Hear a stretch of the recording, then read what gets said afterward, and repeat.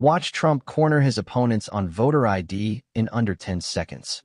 They're very embarrassed when they say, we want voter ID, voter identification. The only reason somebody doesn't want that is because they want to cheat. Our elections are crooked as hell. And you can not only win elections over that, and not only win future elections, but you'll win every debate because the public is really angry about it. And you ought to pass the SAFE Act, or whatever you're going to call it. Are we going to SAVE Act or the Save America Act? I think we're going to change the name a little bit. You're going to put that up for a vote? I think everybody in this room certainly should do it. And it's a bad vote for them because they're voting against things like voter ID and other things that are almost equal to voter ID. But when somebody says, no, we don't want voter ID, that means they're crooked. And the public understands it. You win elections with that. This is one of those moments where you can almost feel the room shift. Trump doesn't ease into the argument, he corners it. Instead of debating policy details or statistics, he reframes the entire issue into a single moral question. Why wouldn't you want voter ID? And that's why this lands so hard. Because voter ID isn't some abstract concept. People use ID for flights, banking, even buying cold medicine. So when he says opposition only makes sense if someone wants to cheat, it forces viewers to confront an uncomfortable implication. You don't have to agree with him to understand why this resonates. It's simple, confrontational, and deliberately binary. That's what makes it powerful, and why this clip keeps circulating. Once you hear it framed this way, it's very hard to unhear it. And this story gets more uncomfortable with every second. Don't blink. Young gentleman who transitioned. He was a very good boxer, but he wanted to be a woman, which is, to each his own. Because I want to be very liberal when it comes to these subjects. I'm trying to get that vote. It's not an easy vote to get. It's very tough for me to get it. But he transitioned, and he transitioned. And the girl was a champion boxer from Italy, remember? She got up, first round. He hit her, boom, with a left. A left, for those, everybody here knows about, but a left, Lisa knows better than anybody.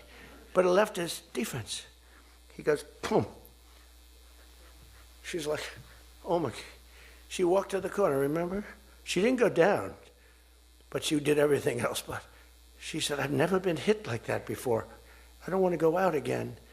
You can do it. You can do it. Bang.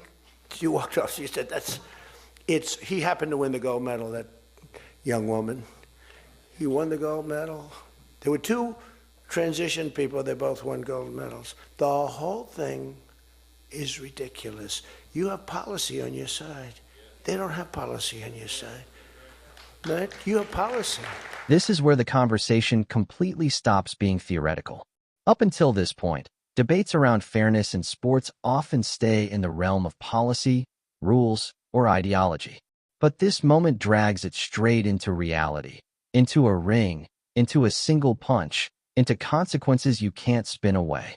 Trump isn't reading a report here. He's telling a story, and that's why it hits harder than statistics ever could. Notice how he slows down when describing the punch. He emphasizes that it wasn't even an offensive move, just a left. That detail matters because it strips away the idea that this was some fluke or exaggeration. The implication is clear. If a routine strike ends a championship fight instantly, something fundamental is off. And when he describes the fighter walking back to the corner, not knocked out, but clearly done, it reframes the moment from weakness to self-preservation.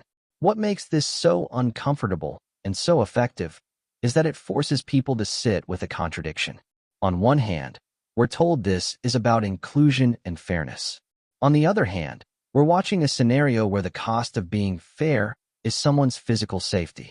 That tension is exactly why this clip spreads. People aren't reacting because they're told what to think.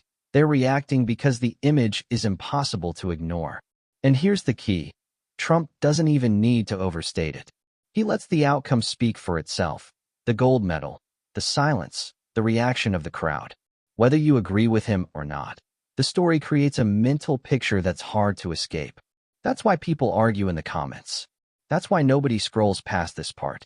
It forces a reaction, and once you're emotionally engaged, you're already invested.